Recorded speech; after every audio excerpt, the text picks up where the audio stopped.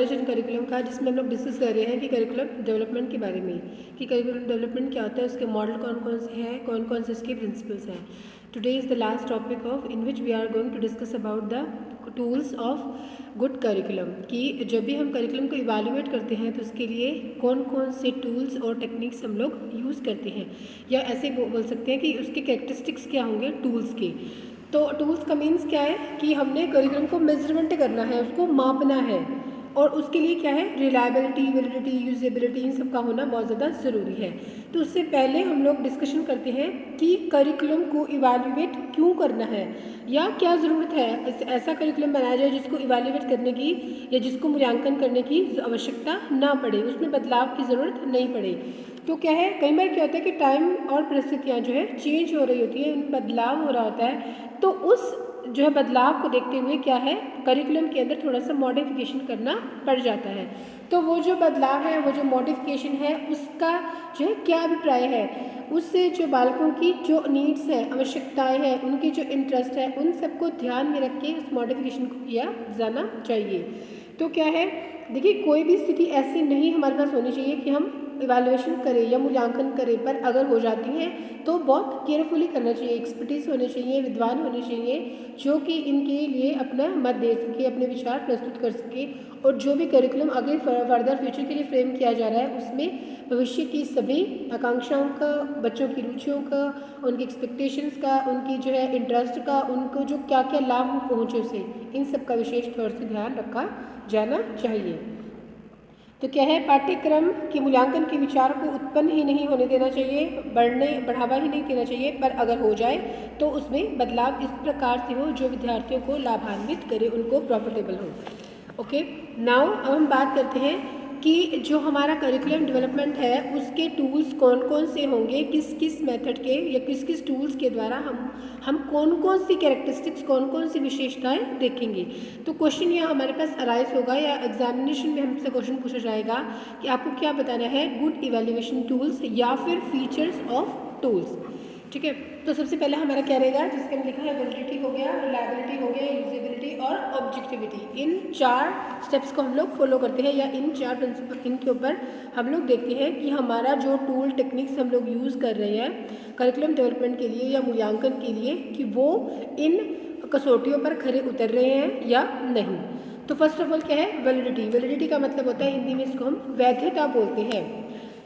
वह विशेषता है जो वस्तु को निर्धारित करने योग्य होती है, तथा इसे निर्मित किया जाता है। वैलिडिटी का क्या मतलब हुआ कि एक चीज़ की वैधता हम लोग देखने जा रहे हैं कि इस पर्टिकुलर जो है पर्टिकुलर टूल्स है या कुछ समथिंग, कुछ भी है, कुछ भी हमने फैक्टर यूज़ किया है, उसकी वैधता हमारे लिए कितनी है, कितनी वैधता के अनुसार हम जो है कार्य करने जा रहे हैं। तो क्या है, इसके लिए जो है नॉर्म्स है, उन्होंने क्या है कि मूल रूप से वैधता सदैव मूल्यांकन के परिणामों का विशिष्ट प्रयोग करने और हमारे प्रस्तावित अर्थों से संबंधित होती है, यानी कि जो मूल उसका रिजल्ट निकल के आया और जो हम बता रहे हैं उन दोनों के बीच में क्या संबंध है, उन दोनों के बीच का जो संबंध है वो वैधता कहलाता है।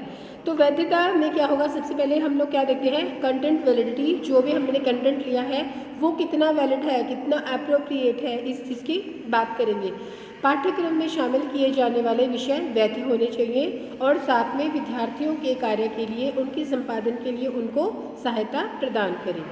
सेकंड क्या है, प्रेडिक्टिव वैलिडिटी। फिर क्या है, जब भी हम किसी कंटेंट को लेते हैं तो हम ये अज्यूम करके चलते हैं, ये मान कर चलते हैं कि वो हमारे लिए वैलिड होगा, और वो भविष्य में विद्यार्थियों की उपलब्धि के क्षेत्र में जो है उनको हेल्प करेगा, या उसमें उपलब्धि जब बालकों को होगी पढ़ाई के उसमें, जब वो उपलब्धि अचीवमेंट प्राप्त करेंगे तो ये उनकी हेल्प करेगा। यानी कि इसको कथानक भी बोल सकते हो, प्रिडिक्टिव भी बोल सकते हो, भविष्यवाणी भी बोल सकते हैं, कुछ भी इसको बोल सकते हैं। तो ये वैधता के ऊपर निर्भर करता है। देन थर्ड आता है हमारा कॉन्टेंट वैलिडिटी, मीन्स संरचना वैधता। संरचना वैधता क्या है, एक परीक्षण की समवर्ती वैधता विद्यार्थियों के उपलब्धि स्तर के आधार पर मापी जाती है, कि बच्चों ने एक पर्टिकुलर टाइम के अंदर कितना अचीव किया, इसके आधार पर हम इसको मापते हैं। उसके बाद है कंस्ट्रक्ट वैलिडिटी, 3 टाइप्स की वैलिडिटी हो गई। हम सारी की सारी जब भी हम वैलिडिटी की बात करेंगे तो हम इन सब वैलिडिटीज़ को चेक करते चले जाएंगे। क्या? अब है संरचनात्मक वैलिडिटी, यानी कि इससे अभिप्राय है कि जितने भी हमारे पास आइटम्स हैं, परीक्षण मद है का निर्माण विद्यार्थियों की बुद्धि, उनकी इंटेलिजेंसी, उनकी रुचि और रचनात्मक मापन के लिए किया जा रहा है। तो क्या ये संरचनात्मक स्तर को प्रदर्शित करती हैं, उनके अचीवमेंट्स को फुलफिल करती हैं, इन सब को भी हम देखते हैं। तो ये हो गया हमारा फर्स्ट पॉइंट कि वैलिडिटी हमने चेक करनी है, और वो भी 3 स्टेप्स के अंदर। फर्स्ट ऑफ ऑल क्या होगा? कंटेंट की वैलिडिटी, दैन प्रोडक्टिव वैलिडिटी, उसके बाद है कंटेंट वैलिडिटी एंड लास्ट में है कंस्ट्रक्ट वैलिडिटी। ठीक है जी। मीन्स जो भी टूल टेक्निक्स हम लोग यूज़ कर रहे हैं उसके अंदर वैलिडिटी का होना बहुत ज़्यादा आवश्यक है। सेकेंड है हमारा रिलायबिलिटी। रिलायबिलिटी का मतलब है विश्वसनीयता। अब दृढ़ता का गुण जो है परीक्षण की एक लंबी समय अवधि तक लेकर जाता है। दृढ़ता मीन्स किसी चीज़, कोई चीज़ कितनी दृढ़ है, कोई आइटम कितनी स्ट्रॉन्ग है, इसके बारे में बात करते हैं हम। क्या है? दृढ़ता, विश्वसनीयता की बात करते हैं कि कितना विश्वसनीयता के स्तर को ये जो है आइटम्स है ये फुलफिल कर रही है, ये उसको पार कर रही है। इस प्रकार जो है विश्वसनीयता जो है एक वांछित गुण है, परंतु इसका अर्थ कदापि ये नहीं है कि मूल्यांकन परिणाम वांछित सूचना प्रदान करेगा। ऐसा नहीं मान सकते कि जो हमने रिजल्ट निकाला है वो एक्यूरेट, बिल्कुल एक्यूरेसी या बिल्कुल रिलायबिलिटी उसके अंदर पाई जाएगी। हम 100% उसके बारे में श्योर नहीं होते हैं। ठीक है। उसके बाद है दृढ़ता जो है एक महत्वपूर्ण गुण है। ये तभी लाभप्रद होता है जब इस वैधता विद्यमान रहे जो कि स्वतंत्र रूप से निर्धारित है। उसके बाद क्या है? विश्वसनीयता से अभिप्राय मूल्यांकन से प्राप्त होने वाले परिणामों से है, न कि मूल्यांकन से। मीन्स जो हमें मूल्यांकन, एक जो है कंटेंट है उसका जो मूल्यांकन जो हम करते हैं उससे जो रिजल्ट प्राप्त हो रहे हैं उससे मतलब है। ऐसा नहीं कि पूरी की पूरी टोटल जो है इवैल्यूएशन चल रहा है पूरा उसका कि एक्चुअल में 100 आउट ऑफ 100 रिजल्ट, ऐसा नहीं है। 100 आउट ऑफ रिजल्ट हम ओनली जो है रिलायबिलिटी के ऊपर डिपेंड नहीं करते। फिर है विश्वसनीयता का अनुमान जो है विशेष प्रकार की दृढ़ता की ओर संकेत करता है, एक पर्टिकुलर जिसके अंदर एक जो है रिलायबिलिटी का गुण इसके अंदर पाया जाता है। उसके बाद कहते हैं कि वैधता के लिए अनिवार्य नहीं है, अपितु वैधता के लिए पर्याप्त शर्त है विश्वसनीयता। जब वैधता की बात की जाए तो विश्वसनीयता का होना जो है अनिवार्य, ऐसा नहीं है कि वो विश्वसनीय भी होगा, यानी कि हम उसके ऊपर बिलीव भी कर सकते हैं, लेकिन वैधता का होना पर्याप्त नहीं है। मीन्स दोनों में से अलग अलग हम इनको वेरी करते हैं। वैधता के विपरीत विश्वसनीयता प्राथमिक है। सबसे पहले विश्वसनीयता होनी चाहिए, वैधता उसके बाद में आती है। यानी कि पहले रिलायबिलिटी होनी चाहिए और एक्यूरेसी या यूँ कहिए कि वैलिडिटी है वो बाद का स्टेप है। ठीक है। नेक्स्ट है हमारा थर्ड स्टेप, उसमें हम बात करते हैं यूजेबिलिटी की, उपयोगिता की। वैधता एवं विश्वसनीयता के अतिरिक्त मूल्यांकन जो प्रक्रिया है वो निर्भर करती है कुछ मांगों को जो है उनको पूर्ण भी किया जाना चाहिए। समय और धन दोनों का जो है दृष्टिकोण है उनकी बचत होनी चाहिए, और क्या है ये कार्य जो है बड़ी सुगमता से हो। इसे ऐसे परिणाम प्रदान करने चाहिए जिनके सही अर्थ विद्यालय में उपलब्ध अधिकारियों के द्वारा निकाले जा सकें। तो ये क्या है? इस पक्ष में क्या है? उपयोगिता की बात और व्यवहारिकता की बात की जाती है कि जो भी हम आइटम्स ले रहे हैं, कंटेंट ले रहे हैं या कंटेंट एनालिसिस कर रहे हैं, तो वो हमारे लिए क्या होना चाहिए? व्यवहारिक लाइफ में, प्रैक्टिकल लाइफ के अंदर उसका यूज़ होना जो है ज़रूरी है। लास्ट में हम लोग बात करते हैं वस्तुनिष्ठता की। वस्तुनिष्ठता से क्या अभिप्राय है? शिक्षार्थी का मूल्यांकन जो है वो विभिन्न व्यक्तियों के द्वारा किया जा सकता है, लेकिन उसके अंक समान रहते हैं। उस बालक के द्वारा प्राप्त अंकों में कोई परिवर्तन नहीं आता, यद्यपि उस विद्यार्थी का मूल्यांकन विभिन्न व्यक्तियों के द्वारा किया जाता है। वस्तुनिष्ठता से क्या अभिप्राय है कि ज़रूरी नहीं है कि उसके जो है अंक हैं वो समान हो। क्या है? वो कह रहे हैं कि शिक्षार्थी का मूल्यांकन विभिन्न व्यक्तियों के द्वारा किया जाता है। तो जब इंडिविजुअल डिफरेंस आ जाता है तो सब लोगों की जो मूल्यांकन की जो क्राइटेरिया है वो भी डिफरेंट हो जाता है, अलग अलग हो जाता है।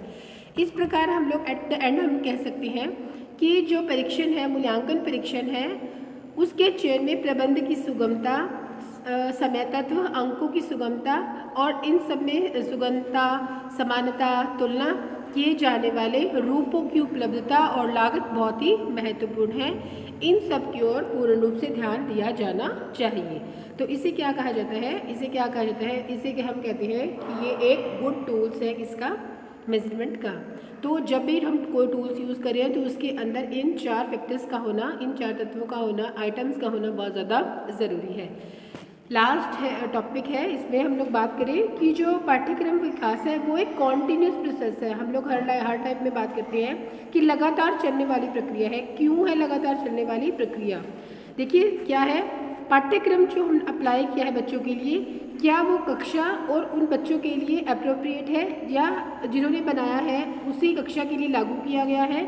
फिर क्या पाठ्यक्रम निश्चित रूप से लोगों के मूलभूत दर्शन के अनुसार है, यानी कि जो बच्चे उस स्कूल में पढ़ रहे हैं क्या वो एक्चुअल में उनके लिए बेनिफिटेड है?